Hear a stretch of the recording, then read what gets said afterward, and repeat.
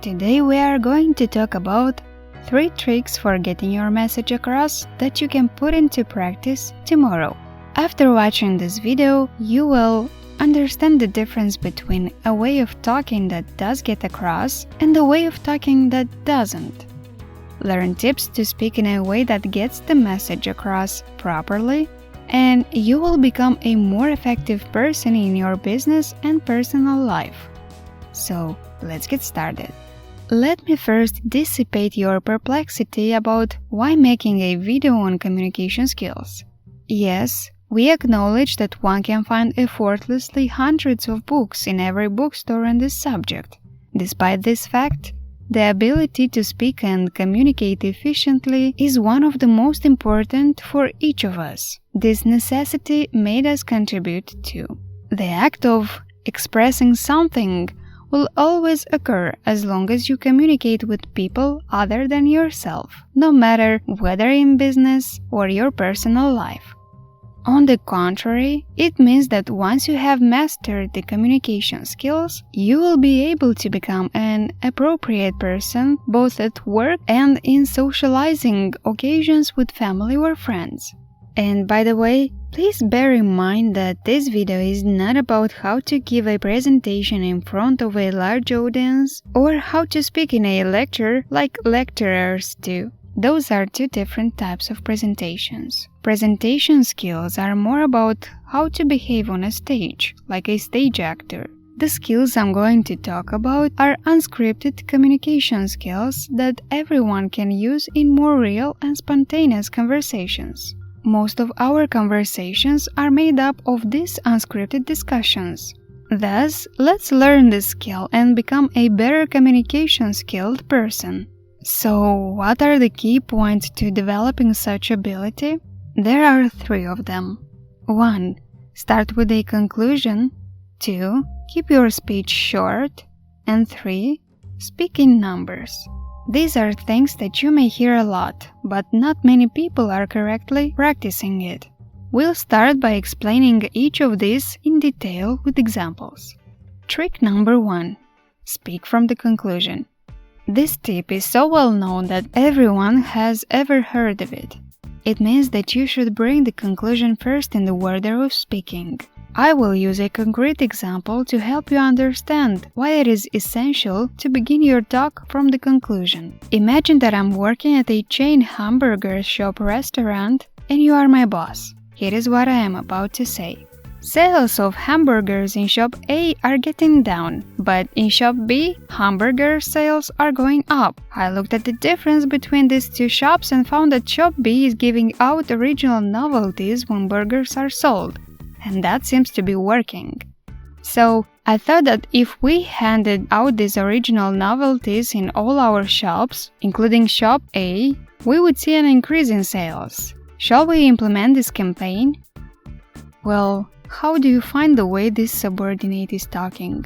We do understand the content, but as a way of speaking, I give it 0 marks. I'm sure some people might also find it irritating. Now let's keep the message but change the order in which it's said.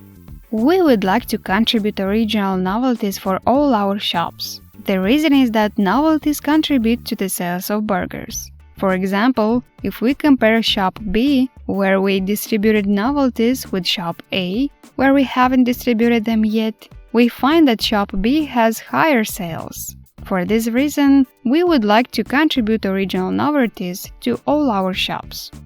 What do you think? My guess is that almost everyone will find it easier to listen to and understand than the first version. We use a method called the PrEP method, which is also a very famous method in the business field. PrEP is an acronym and it's a magical tool that makes it easier for the listener to understand by speaking in this order: P-R-E-P. The first and last P are the main points, the R, the reasons, and the E, the examples. So the order is the conclusion, reasons for the conclusion, examples of the conclusion, and again, at the end, the conclusion. This is a methodology that you have to be aware of at first But after practicing it for a while, you will get to the point where you'll feel uncomfortable if you don't start with the conclusion opening. So it's not something that you have to keep thinking about forever. It takes some time to get used to, but you'll nail it eventually. Trick number 2. Speak briefly. The second point is to keep it short, which is also very significant. If you are a listener, you'll know what I mean. But the reality is that many people tend to talk too long. The common mindset of such people is that they think it's better to tell more than they know. They think that if you are aware of 10 things, it's good to tell them all 10. It might sound illogical, but the reality is that the person in front of you may need only 5 things to be told, or maybe even 1. Now, how you determine if it's a 5 or a 1? Some of you may ask, but that is obvious when you think about the purpose of communicating. It's important to think why you are talking and what you want to achieve by this communication. For example, if you are handing over a project to a person who is in charge of managing it, it might be better to tell them the background information and the latest developments up to 9 out of 10 things. Or, if you simply want them to deal with a problem that is happening at the moment, you might tell them only 2, focusing on the cause of the problem rather than too much background information and the correlation of people. These are just samples, but for some reason, people want to tell you everything they know. Think about what you are telling them, what you want to achieve by telling them, and keep it to a minimum. When we talk about speaking briefly, many people think that they might be causing troubles if there is not enough to tell. But oftentimes, this is not the case. If there is not enough information in the conclusion, or if you need to confirm something in detail, they will ask you and you should be able to answer. Of course, this is applicable only after you have provided the minimum information they need. It would be senseless to wait for them to tell you anything. Trick number 3. Speak in numbers. Talking in numbers is another major point compared to the prior 2 tips. I'll give you an idea on how to sell numbers in a conversation in another example. So, let's say someone asks, "How's that project going?" You could say, "It's going well," or "It's not going that well." However, you could also say by utilizing numbers, "We've completed the first of 3 steps, but we are stuck on the second step." Or, "We've completed the first of the 3 steps." Or, "Progress is about 30%. This is just an example, and I'm sure there is a better answer for your situation, but as a training exercise, try to answer numerically rather than verbally only. This will help your brain to get used to the process of converting language into numbers. As a result, you will naturally develop strong ideas about numbers, such as which numbers are more persuasive when persuading. These 3 tips were the key points to improving your ability to communicate.